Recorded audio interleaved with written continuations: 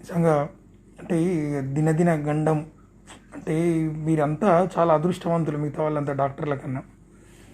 So complications తెలుసు కాబట్టి ఎంత సమస్య ఎట్లుంటుంది ఏంది అనేది 100% మాకు తెలిసి ఉంటుంది అట్లా.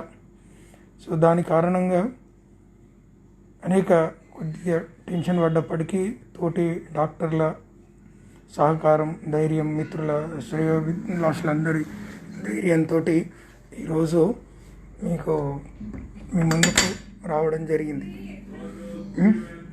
సో అందుకే ఈ ముఖ్యంగా ఈ టైంలో అంటే 14 రోజులు ఏ పని లేకుండా ఇంట్లో ఉండాలి. ఇప్పటికి 12 రోజులు గడిచింది. సో ఈ సమయంలో అన్నిటికంటే గొప్పగా నాకు మంచి అంటే నేను టెన్షన్ మర్చిపోయి నా పరిస్థితి మర్చిపోయే విధంగా చేసింది ముఖ్యంగా నా పేషెంట్స్. సో అదొక వరంలాగా భావించాను. ముఖ్యంగా కరోనాతో బాధపడుతున్న వాళ్ళు ఫేస్బుక్ మిత్రులు ఎక్కడెక్కడి నుండో, హైదరాబాద్, కర్నూలు, వరంగల్, ఎక్కడెక్కడి నుండో విదేశాల నుండి చాలామంది, దుబాయ్ నుండి వాళ్ళ పేరెంట్స్ గురించి, వాళ్ళ గురించి, ఫ్యామిలీస్ గురించి. సో వీళ్ళందరూ దాదాపు రోజు ఒక 150 నుండి 200 కాల్స్, మెసేజ్లు. సో వీళ్ళందరి ద్వారానే నాకు కూడా ధైర్యం వచ్చింది. వాళ్ళతో చెప్తూ వాళ్ళకు ధైర్యం చెప్తూ ఆటోమేటిక్గా నేను కూడా ధైర్యం తెచ్చుకోవడం జరిగింది. సో అదే నాకు పాజిటివ్గా అయింది ఈరోజు.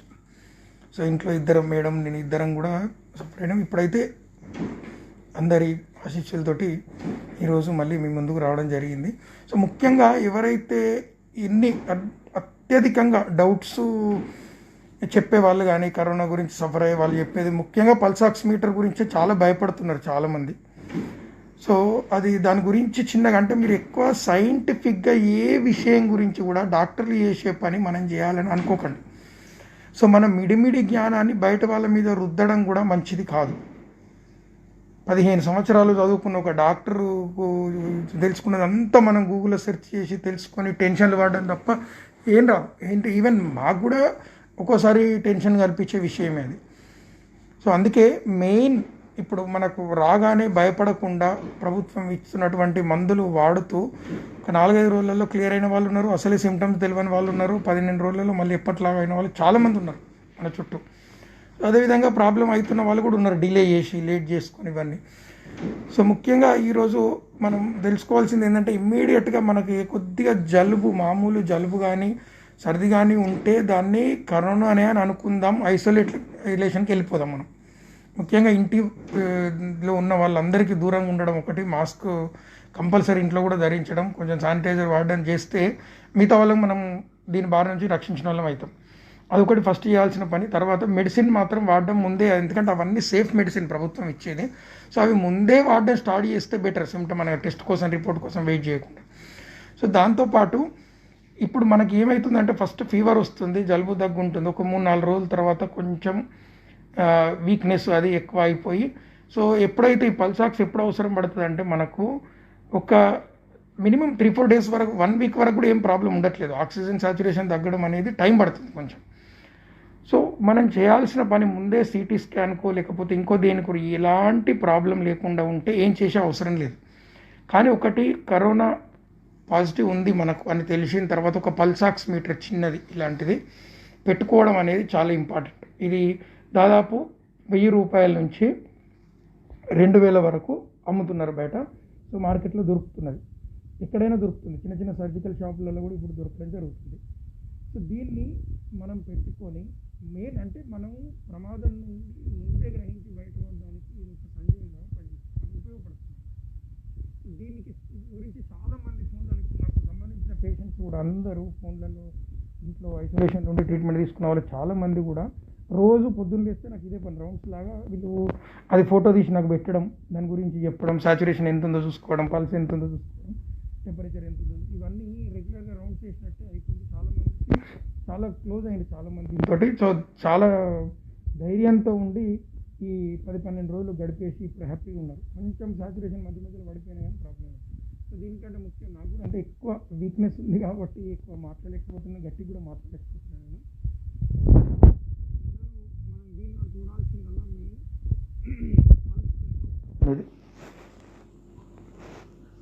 సో పల్స్ అనేది ఫ్లక్చుయేషన్స్ ఉంటాయి.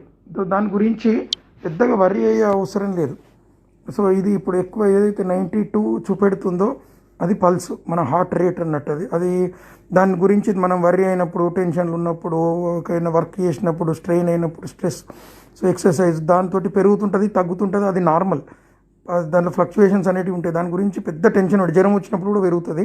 సో దాని గురించి పెద్దగా వర్రీ అయ్యే అవసరం లేదు. కొందరు 110 ఉండగానే టెన్షన్ పడుతున్నారు, మళ్ళీ వెంటనే ఇమీడియట్గా 60-70కి వస్తుంది అది.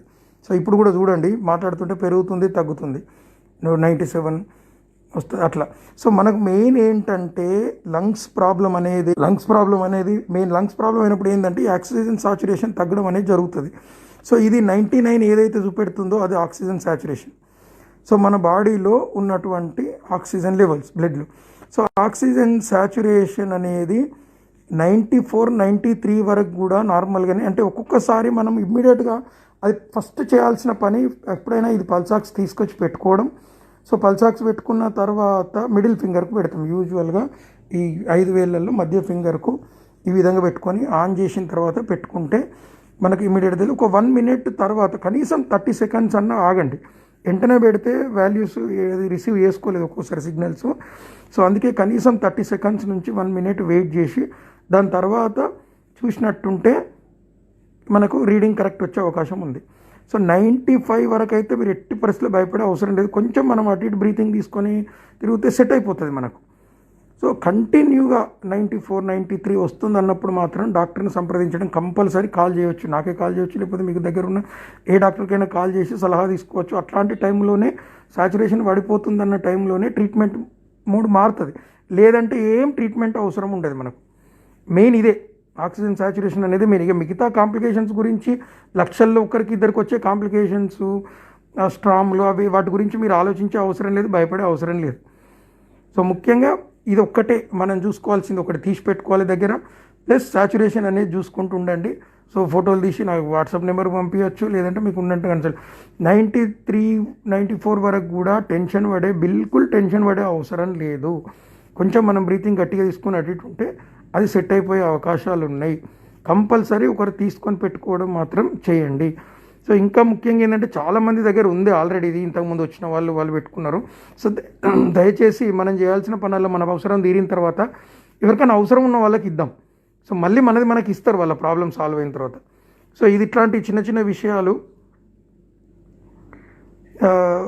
కొంచెం మనం ఆలోచిస్తే ఈజీ అవుతుంది. ఎందుకంటే అందరూ కొనుక్కోలేరు, స్టాక్ దొరకదు, ఒక్కొక్కసారి లేట్ అవుతుంది అన్న పరిస్థితులు ఉంటారు. సో ఇలాంటి డౌట్ ఉన్నా పెట్టండి, ఏం లేదు. ఇప్పుడు చాలామంది 95 రాగానే ఇక చెమటలు పట్టిపోయి టెన్షన్లకు వెళ్ళిపోతున్నారు, అయ్యో అని పరిగెత్తి సిటీ స్కాన్లు, సో ఇవన్నీ చేసుకోవడం జరుగుతుంది. డెఫినెట్గా సిటీ స్కాన్ అనేది కంపల్సరీ డయాగ్నోస్టిక్కి సంబంధించిన విషయమే. కరోనాలో చాలా వరకు కరోనా ఎంత ఉంది ఏంది అనేది తెలుసుకోవడానికి, లంగ్ ఇన్వాల్వ్మెంట్ తెలుసుకోవడానికి ఉపయోగించే అది. దాని గురించి కూడా కొన్ని అపోహలు ఉన్నాయి, కంపల్సరీ చేయాలా లేకపోతే ఎప్పుడు చేయాలి ఏంది అనేది.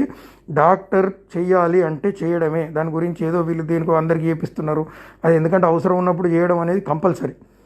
సో అంతేగాని మనం ఏదో ఆలోచించే ప్రతిదానికి ఈ దాని మీద ఈకలు బిక్తారు కదా, గుడ్డు మీద ఈకలు బీకే పరిస్థితి తెచ్చుకోకండి. ఇంకా కొందరుగా పర్ఫ్యూజన్ ఇండెక్స్ అంటే ఏంది, ఇవన్నీ ఎంత డీప్గా మనం ఆలోచిస్తే అంత ప్రాబ్లం ఎక్కువ అవుతుంది. సో అనవసరమైన విషయాల జోలికి వెళ్ళకండి.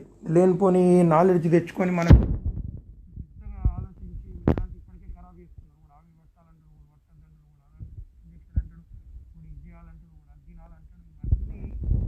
ఇవన్నీ కూడా మనకు ముందు నుంచి వెనుకటి నుంచి మన వాళ్ళు చెప్పినవన్నీ కూడా ఆహార అలవాట్లన్నీ మంచి.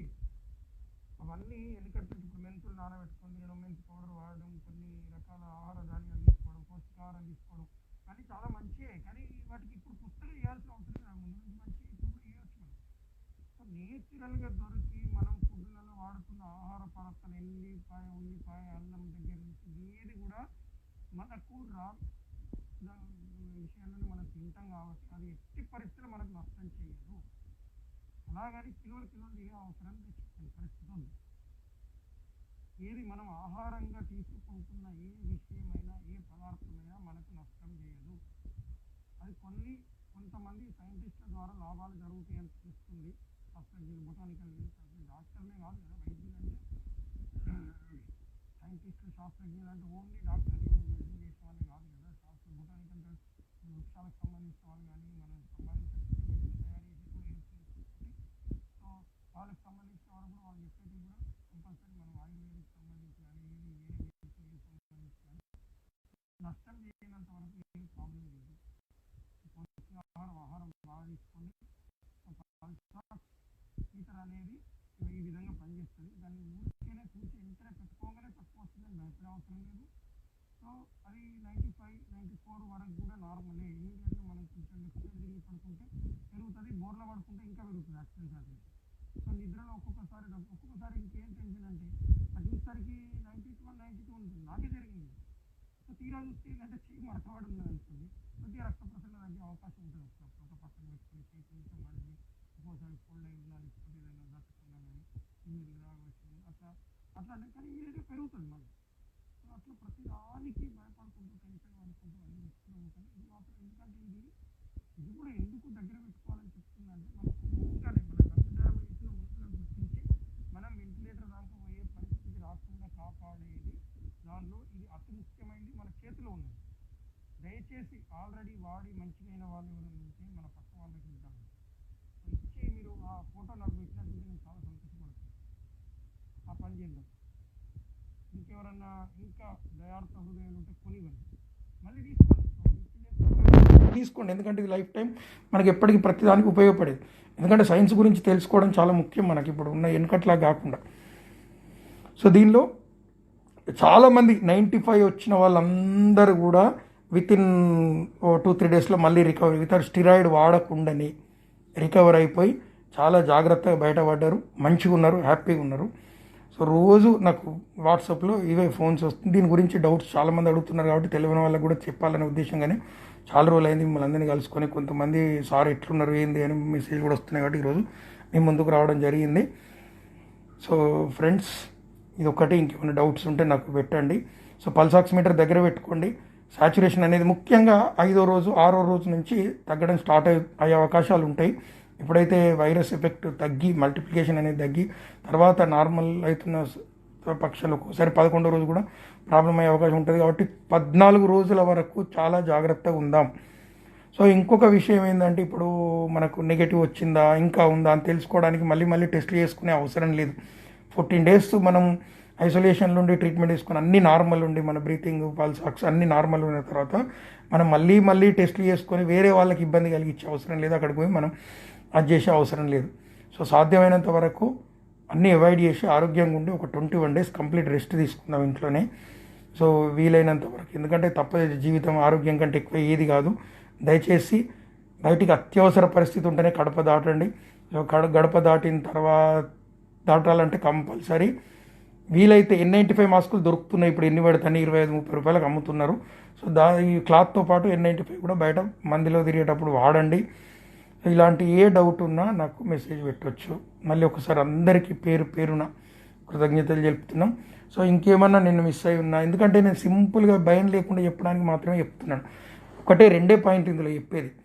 ఒకటి, ఇది దగ్గర పెట్టుకోండి. 2, ప్రతి 4 గంటలకు ఒకసారి, ఇక చూస్తా అంటే మీకు ఓపిక ఉంటే గంటకోసారి చూసుకుంటే బెటరు, కానీ 3-4 అవర్స్కి ఒకసారి అన్నా చెక్ చేయాలి. చెక్ చేసి ఒక 1-2 మినిట్స్ చేతికి పెట్టుకొని కంటిన్యూగా ఫ్లక్చువేషన్ ఉంటుందో చూడాలి. ఒక్కోసారి 92-91 వచ్చి కూడా మళ్ళీ రికవర్ అయిపోయి 99-100 వరకు వెళ్తుంది. అదొక పాయింట్ గుర్తుపెట్టుకోండి. ప్లస్ ఇంట్లో కూడా ఎవరికైతే పాజిటివ్ ఉందో అందరికీ చెక్ చేయండి, నోట్ చేసుకోండి. ఏ టైంలో మనం చెక్ చేస్తున్నాం, ఎంత ఉందనేది నోట్ చేసుకోండి. సో ఇంకా ముందే మనం గ్రహించాలంటే ఒక 6 నిమిషాలు మనం వాకింగ్ చేసి ఇంట్లో పైన ఎక్కడన్నా, సో అప్పుడు పల్సాక్స్ పెట్టుకొని చూస్తే 6 మినిట్స్ వాక్ టెస్ట్ అంటారు. సో దానిలో కూడా ఏమన్నా ఫ్లక్చువేషన్ వచ్చినా మనకు తెలుస్తుంది, తగ్గే పరిస్థితి ఉన్నాం. ఇక పల్స్ గురించి అయితే మీరు ఎక్కువ భయపడకండి. అది ఫ్లక్చువేషన్ అనేది 120 నుంచి 60 వరకు అన్నీ నార్మలే. సో దాని గురించి ఎక్కువ వర్రీ అయ్యే అవసరం లేదు. సో ఏమైనా తేడాలు వస్తే ఇమ్మీడియట్గా నన్ను కాంటాక్ట్ చేయొచ్చు, లేకపోతే మీ డాక్టర్ మీకు దమ్ము రాకుండా, బ్రీతింగ్ ప్రాబ్లం కాకుండా, ఆయాసం లేకుండా, ఆక్సిజన్ సాచురేషన్ నార్మల్ ఉన్నంతసేపు మీకు ఎలాంటి ప్రాబ్లం లేనట్టే కరోనాతో. అదొకటి బండ గుర్తుగా పెట్టుకోండి. ఇది ఉంది అంటే హాస్పిటల్కి వెళ్ళే అవసరం లేనట్టు, ఎవరిని కాంటాక్ట్ చేసే అవసరం కూడా లేనట్టు. కాకపోతే కంటిన్యూగా మానిటర్ చేసుకోండి, జాగ్రత్తగా ఉండండి, మంచి పౌష్టికాహారం తినండి. సో ఇంకేమైనా డౌట్స్ ఉంటే చెప్పండి, ఎందుకంటే ఇక నాకు కూడా ఎక్కువ చదవట్లేదు.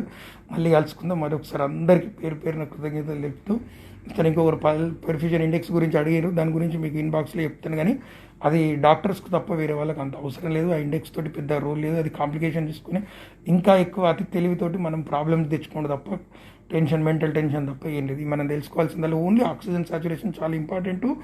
సో దానికి చెప్పినట్టు వాటితో ఏమన్నా డౌట్స్ ఉంటే డెఫినెట్గా పెట్టండి. కంపల్సరీ ప్రతి ఇంట్లో ఇది ఉంటే సేఫ్. లేని వాళ్ళకు ఇవి డొనేట్ చేయండి. మనం ఇంకా వేరే ఏం పెద్ద చేసే అవసరం లేదు, ఇస్తారు. దయచేసి షాప్ల వాళ్ళు కూడా రీజనబుల్ రేట్కి అమ్మే ప్రయత్నం చేయండి. ఇదే టైం కదా, వస్తున్నాడు కదా అని చెప్పి మనం 1000 రూపాయలకు ఉన్నది 1800, 2000 అమ్మే పరిస్థితి లేదు. రేపు మన పరిస్థితి కూడా ఇదే, గుర్తుపెట్టుకోండి. మన పరిస్థితి కూడా, మనకు కూడా ఎవరు అవసరమైనా పడవచ్చు, ఏ టైం అయినా పడవచ్చు, ఎవరికైనా పడవచ్చు. అదొకటి గుర్తుపెట్టుకోండి. ముఖ్యంగా ప్రతి ఒక్కరికి పేరు పేరున చాలామంది, కొంత పూజలు చేపించిన వాళ్ళకు, మొక్కిన వాళ్ళకు, మనస్ఫూర్తిగా కోరుకున్న వాళ్ళకు ఎంతోమంది, వీళ్ళందరికీ పేరు పేరున మనస్ఫూర్తిగా కృతజ్ఞతలు తెలుపుతున్నాం. తప్పకుండా ప్రతి ఒక్కరిని కలుసుకుందాం, మళ్ళీ అందరం కలుసుకుందాం, చేద్దాం. ఇంకా ముఖ్యంగా నాకు పరోక్షంగా ఈ పేషెంట్లే రోజు ఫోన్ల ద్వారా డెలివరీ కేసులు, కరోనా వచ్చి డెలివరీకి వచ్చిన వాళ్ళు, సో ఇలాంటి వాళ్ళకి సలహాలు ఇవ్వడం, మాట్లాడడం, రోజు దాదాపు 150 నుంచి 200 మంది కాల్స్ అటెండ్ కావడం అనేది నాకు చాలా ధైర్యాన్ని ఇచ్చింది. సో మంచి టైం కూడా 14-12 రోజులు ఇంత సంతోషంగా గడపడానికి కూడా టెన్షన్ లేకుండా రాత్రి పగలంటూ చేసి చాలామంది వాట్సాప్లో 12-1కి మెసేజ్ పెట్టి మళ్ళీ నేనే కాల్ చేసి వాళ్ళకి మాట్లాడడం అనేది నిజంగా అదొక విధంగా నాకు అదృష్టం అనే చెప్పాలి, ఇంతమందికి దగ్గర అవ్వడం. సో ఇప్పుడు కూడా మీరు కూడా ఎప్పుడు ఏ టైంలో హెజిటేట్ చేసే అవసరం లేదు, ఏ టైం అయినా నాకు కాల్ చేయొచ్చు. ఒకవేళ నేను మిస్ చేసిన కాల్ మళ్ళీ నేనే కాల్ చేస్తాను. సో వాట్సాప్ ద్వారా మెసేజ్ పెట్టండి. ఎలాంటి డౌట్ ఉన్నా, ఎంత చిన్న డౌట్ ఉన్నా నేను ఫీల్ అయ్యేది లేదు. డైరెక్ట్ ఏ టైంలో అయినా చేయొచ్చు. ఇంకా ఇప్పుడు బయటపడ్డం. సో ఇప్పుడు ఇక మనం అసలు విద్యా వైద్యం రెండు ఏందనేది ప్రపంచానికి చూపెడదాం అందరం కలిసి కట్టుగా. ఓకే ఫ్రెండ్స్, టేక్ కేర్, జాగ్రత్తగా ఉండండి. Thank you very much.